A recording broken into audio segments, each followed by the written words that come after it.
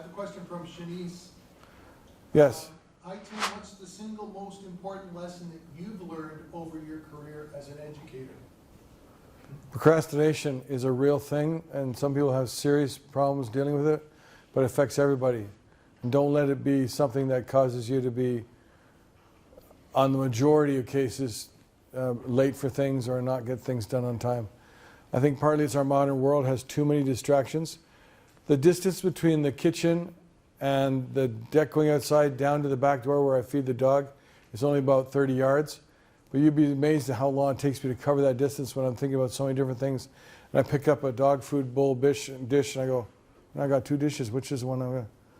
Or I see something and I go, oh, that broken axe handle needs to be moved to the left. It could take me like 5 minutes to go 10 yards because my mind is being filled with all these things, right? And then procrastinating about doing it. I best set it aside and I'll fix that later on in the afternoon. Anybody else find it difficult to deal with procrastination? Do you have any tricks that work, Octavio? I was going to ask you what was the tricks, because I was still trying to figure that out. Well, I'll give you one example. Here's an academic trick.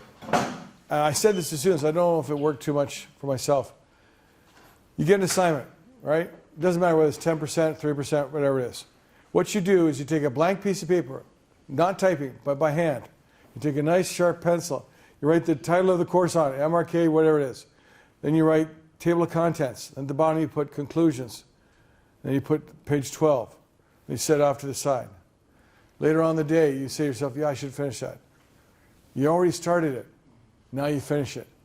But if you got nothing but just an idea or a note over there in your day timer, yeah, I got to do the assignment.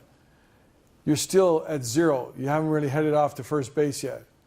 So try to think of something you can do physically or mentally to get you swinging at the bat and you're heading off to first base. Because then you're not starting from scratch.